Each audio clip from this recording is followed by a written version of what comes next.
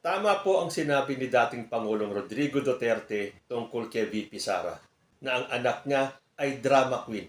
At ilang beses na po nating napatunayan yan at ang pinakahuli nga yung kanyang total meltdown kahapon. At sinabi ko magbibigay ako ng opinion pagkatapos ng kanyang video. Pero matapos ko pong mabasa ang napakadaming comments, hindi lang po sa channel ko, kundi sa Facebook, sa YouTube, at kung kani-kanino pang platform, nagkaisa po ang super majority ng mga Pilipino na kinokondena ang mga sinabi ni VP Sara dun sa kanyang press con or interview o kung ano man yun. So parang hindi ko na yata kailangan magbigay ng aking reaction because the people said it all. Kung meron man mga nagtatanggol pa rin kay Sara Duterte, ilan-ilan na po talaga. Pero meron pa rin po akong ilang mga puntos na gusto kong bigyan ng aking opinyon. Sabi kasi ng ibang mga tagapagtanggol ni Sara Duterte, dapat daw panoorin yung buong video para maintindihan daw kung bakit nagkaroon ng total meltdown si Sara Duterte. Para malaman daw ng taong bayan kung ano yung kanyang mga isinisintir tungkol kay President Bongbong Marcos, kay Lisa Marcos at kay Martin Romualdez. Pero sa tingin nyo, paniniwalaan pa rin ba ng taong bayan si Sara Duterte? Iisa lang kasi ang sinasabi ng sambayan ng Pilipino. Huwag kang putak ng putak sa social media. Huwag yung puro pa-press con. Huwag yung puro interview. Harapin mo ang Quadcom. Harapin mo ang taong bayan through the congressional hearings. Baka maniwala pa kami. Dahil at least doon, ikaw ay under oath. Yung salita ka ng salita sa social media, hindi ka naman nakapanumpa. Di ba napakadaling gumawa ng kwento para lang mapaniwala ang taong bayan? Wala na po. Hindi na po umuubra yan.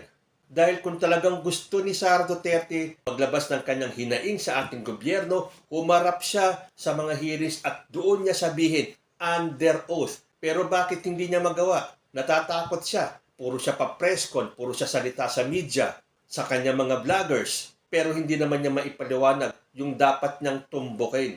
Dahil alam nyo, hindi po mangyayari lahat ng ito. Lahat ng kaguluhan na to, hindi makokontempt yung kanyang mga tauhan. Kung si Sara mismo ang humarap sa taong bayan. Dahil yan pong House of Representatives, yung ating mga kongresista ay representante nating lahat. Pero ang ginagawa ni Sara, porque akala nila sila ang batas, magagawa nila lahat ng gusto nila. Kung ayaw nilang sumunod sa batas, magagawa nila dahil sila ang batas. Yun ang akala nila. Ang pambabastos niya sa Quadcom, sa House hearing, ang hindi niya pagsipot, ay pambabastos na rin po sa bawat Pilipino. Gusto natin malaman ang katotohanan. Kung meron siya mga katotohanan na alam niya tungkol sa First Family, tungkol kanila Martin Romualdez, magsalita siya sa House hearing, pero dapat manumpa siya. Hindi yung magsasalita siya dahil alam natin, napakadali pong gumawa ng kwento tulad niya na sinabi ko. At isa pa, itong lahat ng mga sinasabi niya ay para pagtakpan lang yung kanyang mga anomalya tungkol sa confidential funds. Hindi po bobo ang mga Pilipino. Kung akala ni Sara Duterte, madali niya tayong mapapaikot porque nagpa-press con siya, porque nagsalita siya ng mga against kay Lisa Marcos, kay Martin Romualdez, kay Bongbong Marcos, basta na lang tayo maniniwala. Alam naman na natin ang record ni Sara Duterte. Panay ang social media, panay ang pa-interview, pero takot naman humarap sa congressional hearing. Mas maniniwala kami kay Sara Duterte at sa mga expose niya tungkol sa first couple kung haharap siya. Hanggat hindi siya humaharap sa taong bayan at idinadaan niya sa press con, wala na pong naniniwala kay Sara Duterte. Kayo-kayo na lang, yung iilan-ilan na supporters na hindi ko ba alam kung bakit bulag-bulagan pa rin kayo. Ito ba ang gusto niyong presidente? Palamura tulad ng kanyang ama? Takot humarap sa hearing. Buti pa nga ang tatay niya kahit na inilubog ang sarili niya, humarap pa rin sa hearing ng Kongreso. Si Sara Duterte, takot. Bakit? Bakit? Yun ang tanong ng taong bayan. Bakit hindi ka makaharap? Tapos maninisi ka? Magtuturo ka ng ibang tao? Sisisihin mo si Bongbong Marcos, si Lisa Araneta, si Martin Romualdez? Pero sinisi mo ba ang sarili mo na ang lahat ng ito kaya nangyari ay dahil sa iyo? So kahit na anong potak mo sa social media, iilan na lang po ang maniniwala sa iyo. Maniniwala kami sa iyo kung ito ay sasabihin mo sa harap ng Kongreso, sa lahat ng Pilipino. So doon sa mga nagsasabing, kailangan daw panoorin muna yung buong video bago daw husgahan si Sara Duterte. Hindi na kailangan. Dahil yun na lang pagbabanta niya at pagmumura sa ating presidente. Kahit na sabihin siya daw ay ginigipit. Sabi pa ng ibang nagtatanggol kay Sara, kahit kayo ang gipitin, hindi ba kayo magagalit? Hindi kayo magmumura? Eh bakit ang presidente natin? Ang dami ng panggigipit, minumura na siya, nilalait na siya, dinadown na siya, at kung ano-ano pang pagbibintang at akusasyon ang ginagawa sa kanila, narinig niyo bang nagmura? Kahit na anong gawing pagbatikos ni Sara Duterte sa ating presidente, minura ba ni Bongbong Marcos si Sara Duterte? Kung talagang ikaw ay may breeding at ikaw ay may pinag-aralan, sa bagay noong ko pa nalaman yan wala sa pinag-aralan ng isang tao ang karakter niya.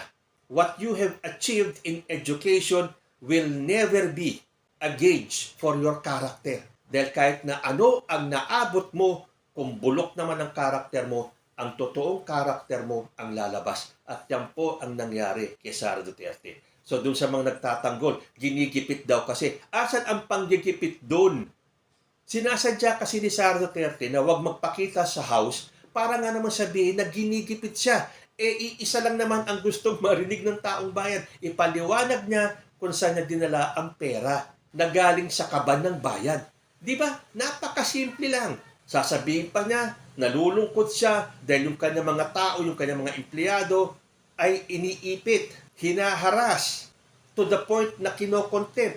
Hindi naman mangyayari ang lahat ng yan kung una pa lang sumipot na si Sara Duterte sa hearing. At manumpa, hindi basta pupunta lang doon, hindi manunumpa, tapos uupo lang. Tapos sasabihin niya, nagpunta naman ako Kaya lang, hindi naman nila ako tinanong So, nagpaalam na lang ako. Dahil it's a waste of my time. Dahil kung ikaw ay sumipot na dyan, pinagtanggol mo iyong mga tao, pinagtanggol mo ang paggastos mo doon sa confidential funds na matagal nang hinihiling na ipaliwanag mo, wala pong mangyayaring to. So, doon sa mga nagtatanggol at sinasabing ginigipit daw si Sara Duterte, dapat daw pinanood muna yung video, bahala kayo sa buhay nyo. Manatili kayong bulag-bulagan. Dahil majority po ng taong bayan ay nagising na sa katotohanan kung anong klaseng vice president meron tayo. At kung totoong sinasabi nyong marami kayo na maghintay na lang daw sa 2028 pag tumakbo si Sara sa pagka-presidente, di sana nag-people power na kayo. Andyan na pagkakataon nyo na. Nagpunta si Sara Duterte sa House of Representatives. Binantayan si Zuleika Lopez. Hindi ko nga alam kung bakit kailangan bantayan Natatakot at baka magsalita si Lopez. Di ba? Dahil ayaw niya magpaliwanag, yun ang nagiging isipan ng karamihan, super majority ng taong bayan. Bakit kailangan bantayan si Lopez sa House of Representatives? Sumama pa sa ospital. Binantayan pa rin. Ayaw iwanan. Nakikita natin sa galawan ni Sara Duterte. Hindi na tayo mabubudol pa. Patunayan niya lahat ng akusasyon niya. Kung meron siya mga ebidensya tulad ng sinasabi niya, may video daw si Lisa Marcos na ganito, na ganyan, ilabas mo, ipakita mo.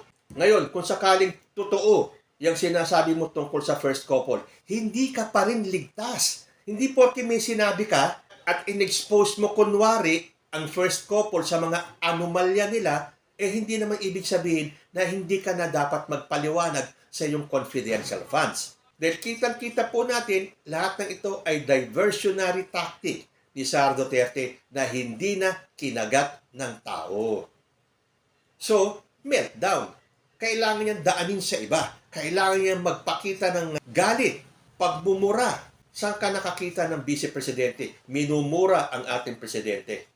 Kung nagbabasa nga kayo international media, laman ng balita si Sara Duterte. Sikat siya tulad ng pag-amin ng kanyang ama na marami na siyang at tungkol sa EJK, nagkaroon ng international mileage itong si former president but in a negative way. Ganyan din po si Sara Duterte ngayon.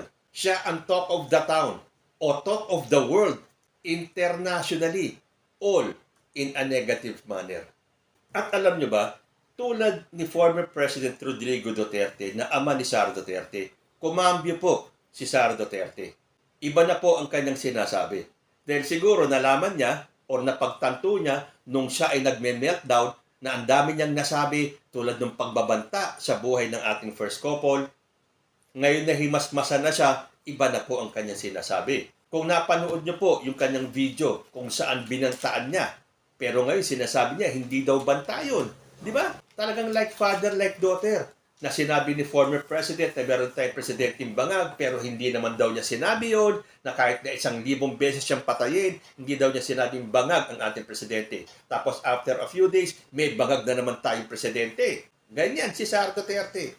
Dahil gusto ko man ipakita ulit yung video kung saan binantaan niya ang ating presidente. Alam ko marami sa inyo ang umay na sa pagmumuka ni Sara Duterte. So sasabihin ko na lang po yung sinabi niya, word for word. Sabi niya, kasi may kinausap na ako na tao.